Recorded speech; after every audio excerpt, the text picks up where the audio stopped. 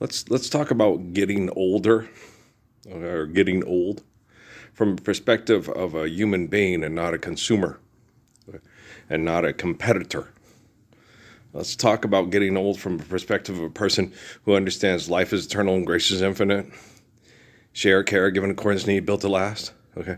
So you share, care, given accordance to need, built to last. They told murderers, professional murderers at Fort Huachuca told me, your religious beliefs are selfish. And then they sat there and said, you're just a parrot puppet who takes other people's hard and good work and takes it and tries to make it as your own. It's like, just live the Lord's Prayer and stop being such a murdering, excessive, compulsive cunt. You're the world's first profession and you never stop asking for money to fuck, right? And so, so let's talk about getting old from the perspective of an intelligent person that understands life's eternal, grace is infinite, share, care, given accordance need, built to last. Right? As opposed to somebody who says, I don't have to forgive debt and trespass and love one another, eternal, faithful peace. It's not time yet. I got to learn something new every day. Could you learn how to shut the fuck up and stop thinking your ego is better than the glory of God? No? Well, then tell jokes about working in a coal mine. All right?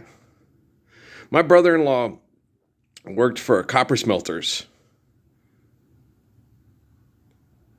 All right? And he got promoted. And he didn't have to die as young and as tortured as most of his coworkers. And he became a pastor to make sense of it all. Because he was one of the hardest workers, one of the strongest guys. He bodybuilds and stuff. So if you're working in a coal mine, you want, he's not big bad Jerry, but if they were working in a coal mine, Jerry'd go up there and lift that thing up. Everybody get out. At the bottom of this mine lies a strong, beautiful man. Big Jer, right? He wasn't, he's only 5'8". Okay. Like 5'8" Guru the Great. Okay. But can bench press, your car. Okay. He drives around in a it's a Mini Cooper. He can bench press that. I'm just kidding around, but that's how he's a strong man, right? Physically fit and strong. And so you've got to understand, as far as getting old is a gift for the appreciation of the gift of life and holy covenants and sexual reproduction. If we didn't get old, we wouldn't enjoy kids. We wouldn't enjoy grandkids and great-grandkids and great-great-grandkids, right? Do you understand? My dad's on the great, it's just a great, yeah. He's the great-grandfather, right?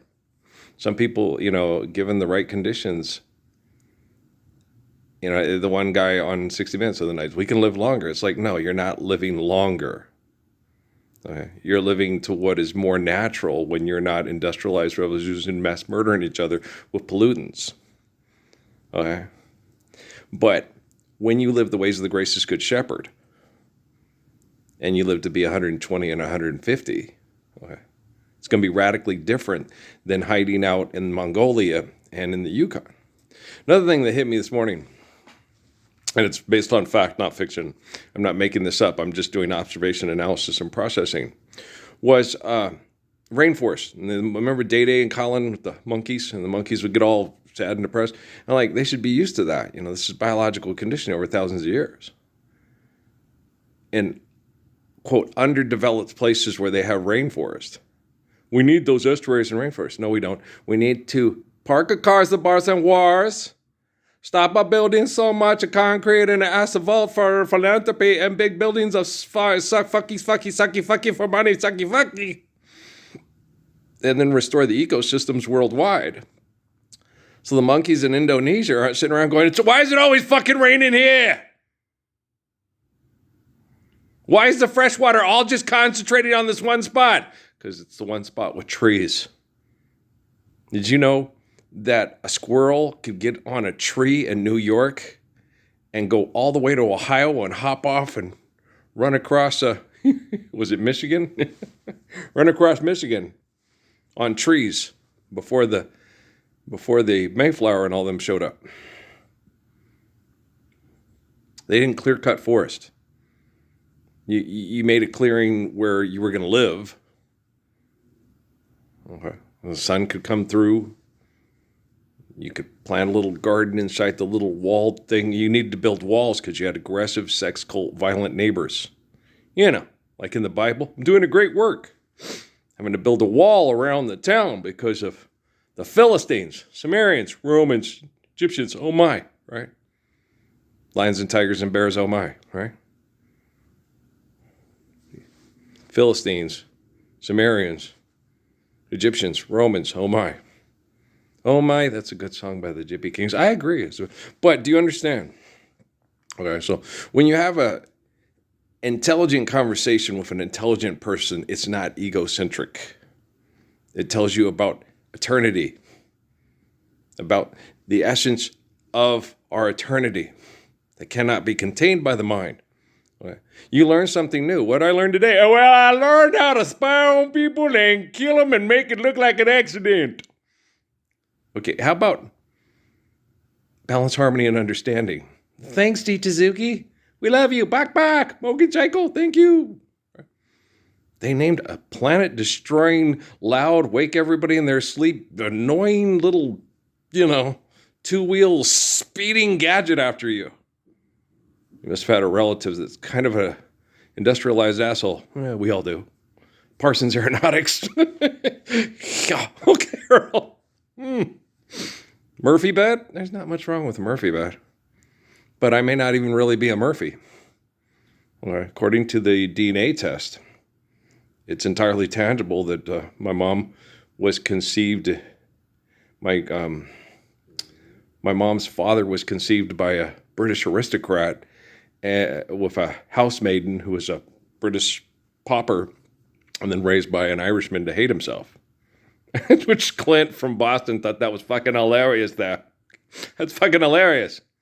So the Irish guy taught the British kid to hate himself worse than, like remember that TV show or movie, whatever it was, when the Native American guy was raising the white kid, and he raised him and he talked about, white people and Custer type people as a son of a bitch. Very important word to remember, son of a bitch, right?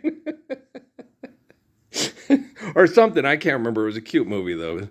It was funny. And so the white kid was raised to hate people like him because they were mass murderers and so on and so forth. So it was very funny back in the day when you watch it. It was like, God, we were so dysfunctional. It's amazing that we could even fucking brush our teeth without killing ourselves. I know. Boy, I need drugs just to survive. Put me on the fucking couch or the ottoman, whatever you want to call it. I don't know. I think ottomans were made for sexual things.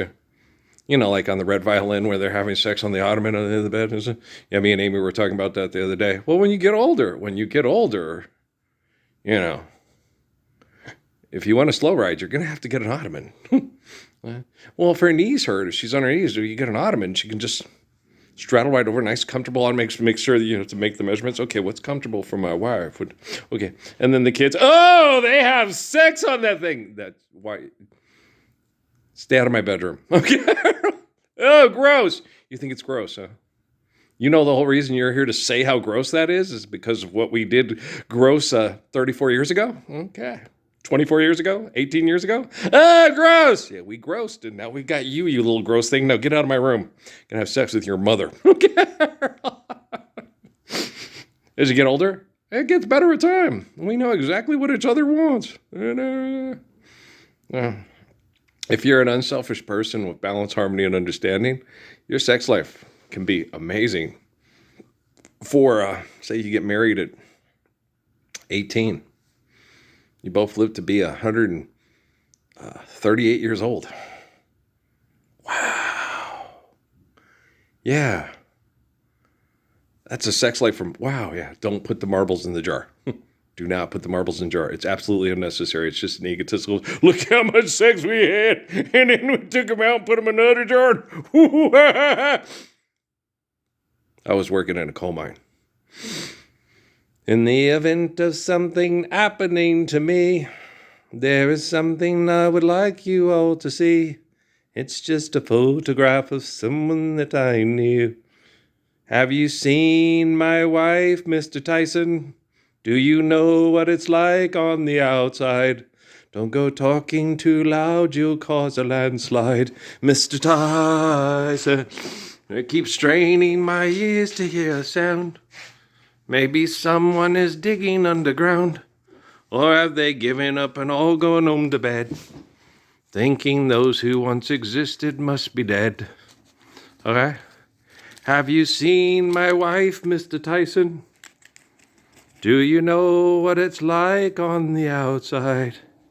Don't go talking too loud. You'll cause a landslide. Mr. Tyson.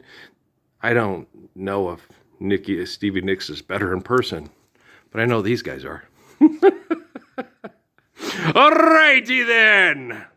You don't have to pay for a ticket. No, you just have to live the Lord's Prayer so they can all get together and love one another for the rest of their lives. And hopefully they have long lives, you know. And if I go through my life, I will wish for her, his wife, all the sweet things they can find. All the sweet things I can find. I found your diary underneath the trees. Started reading about me. The words he'd hidden took me by surprise. You would never read them in his eyes. Or her eyes.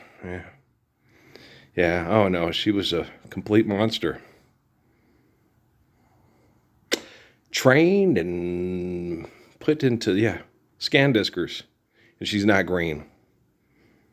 She does fly from time to time, especially when we worked with Southwest Airlines. But the rest of us witches were up there too. I was there, hell yeah. All the way. She will be waiting in Reno with love warm and tender. She loves and wants me. For me, I was like a business decision. She needed someone to take care of and raise Natalie that was a good parent. And I fit the bill. But I wasn't... She tried. She was real suave at it. She showed me videos with her and her friends having parties, all having, lesbians and gay guys, and they all making out together. And I was like, okay, that I would. And she said and showed it to me. I was like, there's no way. No. You guys put an ice cube and all just stood in a circle and kissed each other passing the ice cube.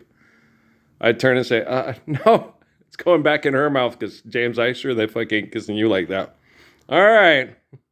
Keep wishing, kid. Okay. You're nuts. You're all nuts if you think I'm doing any of this. It's like Buddy, when I got tried, the hot blonde ain't coming back when we were playing strip poker because I thought the hot blonde was coming back. He's naked. I'm in my underwear going, the girls ain't coming back, are they? He sits there and goes, no. I said, okay. I got dressed and left. I was like, I was drunk. Son of a bitch. I was mad because my girlfriend was, telling her mom that I was her gay friend she went shopping into the movies with, and she was dating creepy black guys because her mom wanted her to date black guys. And I was like, what the fuck? Why can't she just tell her mom, the white guy? And she even said that afterwards. He's better in bed. But that guy's got like a 9-inch dick. It didn't matter. I was better in bed, yeah. And we didn't even get to do half the stuff that I wanted to do because she was too, she was self-conscious about her body and things. Because she was considered overweight. And I was like, no, you look great. And she was like, no, she didn't believe me. I was like, and then I would sit there, okay, if I try to get the shirt off, she's not going to have sex with me. So as a 20-year-old man that's intelligent and enjoys sex, it's like, it'd be more fun if the shirt was off. But she won't take it off. Because she was afraid I would, she have her stomach and things like that. I was like, no, your stomach is gorgeous. A lot of girls think that it's weird. When you compare yourself to other people, it only makes you bitter and vain, for there will always be perceptions of greater and lesser people than yourself.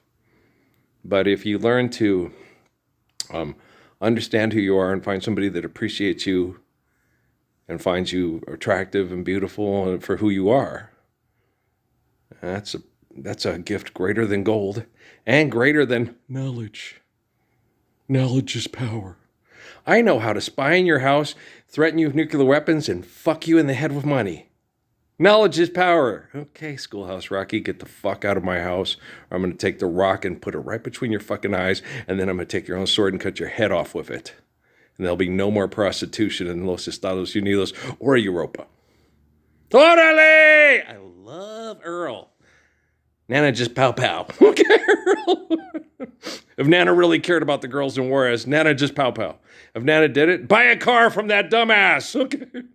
My Oscar, he's a good boy. No, he's not. He's a politician and he's an asshole. And all politicians are assholes. When you stand up for a Lord's Prayer, we don't need politicians, but we got love, right? Got love? Okay. Then I would recognize and stand up for Earl. Then when you grow older, it's not so much of a landslide. It's more of a growing old gracefully. Once in a while. Good tune. It's an excellent tune, especially if you're from the Southwest. Even California. They might be from California, but that's still Southwest. Orale. Okay. See you guys later. All right. Peace out.